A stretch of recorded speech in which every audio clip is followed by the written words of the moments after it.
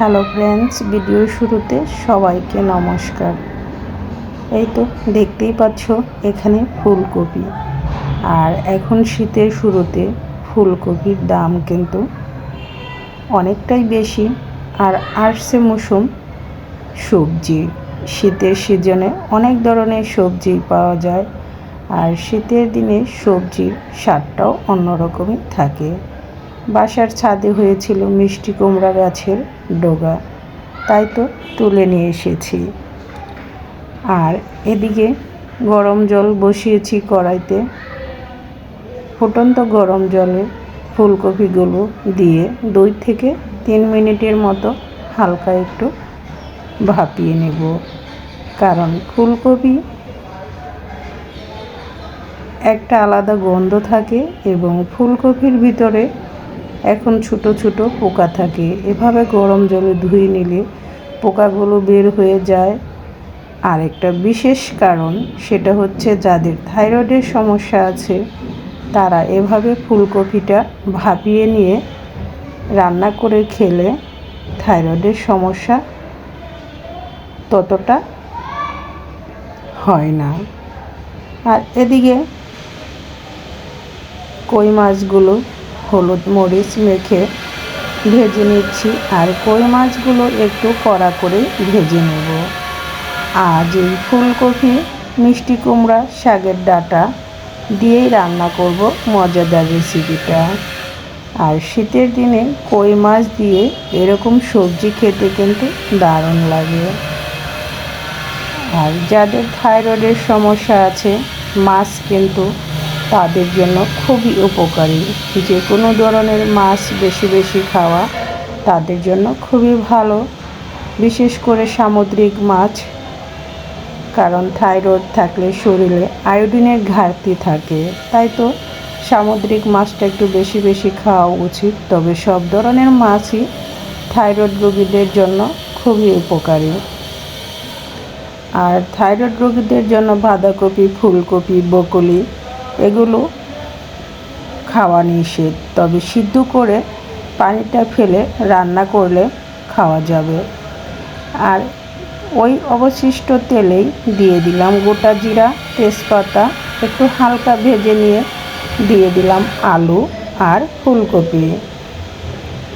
আলু আর ফুলকপি দিয়ে একসাথে এখন ভালো করে ভেজে নেব। এই আলু ফুলকপি একসাথে ভালো করে ভেজে রান্না করলে ফুলকপিটা একটু ভাজা ভাজা হলে কিন্তু খেতে দারুণ লাগে। এবং ফুলকপির যে একটা ফ্লেভার আছে ভাজার পরে সুন্দর চলে আসে। এভাবে আলু ফুলকপি যখন ভাজা হয়ে যাবে তখন এখানে দিয়ে দিলাম মিষ্টি কুমড়া শাকের কচি ডগা আর পাতা। এই রেসিপিটা আমার মায়ের খুবই পছন্দ ছিল। আমার মা খুব সুন্দর করে রান্না করত। মায়ের হাতে রান্না বলতেই তো অমৃত। আজ মা নেই, তাই তো যখন এই রেসিপিটা রান্না করতে গিয়েছিলাম মাকে খুব মিস করেছি।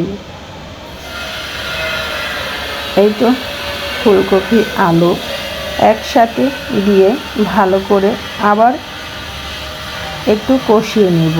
যখন এটা ভালো করে কষানো হয়ে যাবে তখন এখানে পরিমাণ মতো মশলা দিয়ে দিলাম কাঁচামরিচ।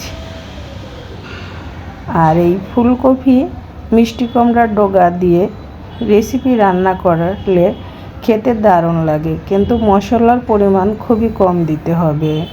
দিয়ে দিচ্ছি হলুদ গুঁড়া, মরিচ গুঁড়া দিয়ে আমি এগুলো আবার কষিয়ে নিচ্ছি। কারণ অল্প মশলা দিয়েই এই রেসিপিটা রান্না করলে খেতে দারুণ লাগে। যারা পেঁয়াজ রসুন খাও তারা এটা সোমবারে পেঁয়াজ রসুন দিয়ে এর সাথে কষিয়ে নিতে পারো। তবে পরিমাপে কম দিয়ে রান্না করলেই ভালো লাগে। কষানো হয়ে গিয়েছে, দিয়ে দিলাম এখানে পরিমাণ মতো জল। এখন ফুটে আসা পর্যন্ত অপেক্ষা করব। ফুটে এসেছে। আর এখানে দিয়ে দিব এখন ভেজে রাখা কই মাছগুলো দিয়ে আবার ঢাকনা দিয়ে ঢেকে 5 থেকে 6 মিনিটের মতো এটা ভালো করে সিদ্ধ করে নেব। আর নামানোর আগে দিয়ে দিব ধনিয়া পাতা।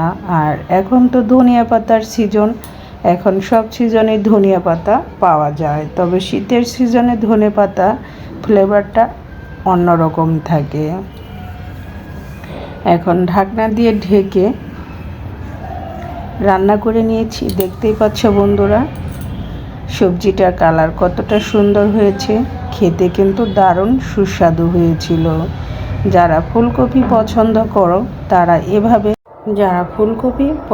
করো তারা এভাবে একবার হলো রান্না করে দেখতে পারো, খেতে দারুণ লাগে। এই তো আমার রেসিপিটা হয়ে গেল, এখন চুলা থেকে নামিয়ে নেব। দেখতে সাধারণ হলেও রেসিপিটা কিন্তু খেতে দারুণ হয়েছিল। আর যে কোনো রেসিপি রান্না করা হলে এবং খেতে যদি ভালো লাগে, সবাই যদি ভালো বলে, রান্না করতেও ভালো লাগে। আমার হাজব্যান্ডের তো খুবই পছন্দ হয়েছিল, ও বলেছে খুবই স্বাদ হয়েছে। আজ এই ছিল দুপুরের আয়োজন। আর দুপুরে এই রেসিপির সাথে আরেকটা মজাদার রেসিপি আছে। চলে আসলাম আবার চুলার কাছে, পরিমাণ মতো তেল দিয়ে দিলাম গোটা জিরা, তেজপাতা। আর এখানে আমি আলু এভাবে ছোট ছোট পিস করে কেটে নিয়েছি। আলুগুলো একটু ভালো করে ভেজে নেব। আজ এই আলু দিয়ে মজাদার রেসিপিটা রান্না করব। আলু দিয়ে কি মজাদার রেসিপি রান্না করি দেখতে হলে আমার সাথেই থাকো আর দেখতেই থাকো। দিয়ে দিলাম স্বাদ মতো লবণ দিয়ে আলুটাকে নেড়েচেড়ে একটু ভালো করে ভেজে নিতে হবে, কারণ এই রেসিপিতে আলু দিয়ে রান্না করলে খেতে খুবই ভালো লাগে।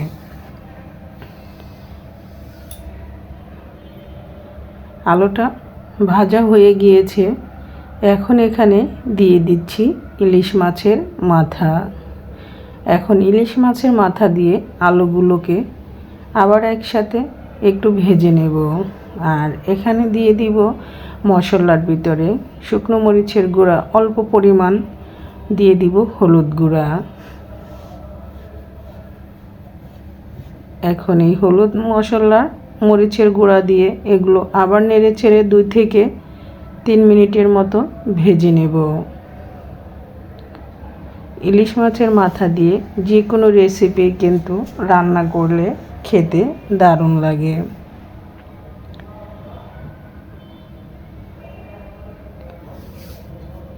এগুলো ভাজা হয়ে গিয়েছে, এখন এখানে দিয়ে দিব আমি অফ ক্যামেরায় বাঁধাকপি সিদ্ধ করে ঝোলটা ঝরিয়ে নিয়েছি। এখন বাঁধাকপি দিয়ে এর সাথে ভালো করে নেড়েচেড়ে মিক্সড করে নেব। আর বাঁধাকপি দিয়ে ইলিশ মাছের মাথার ঘন্ট কিন্তু খেতে দারুণ লাগে।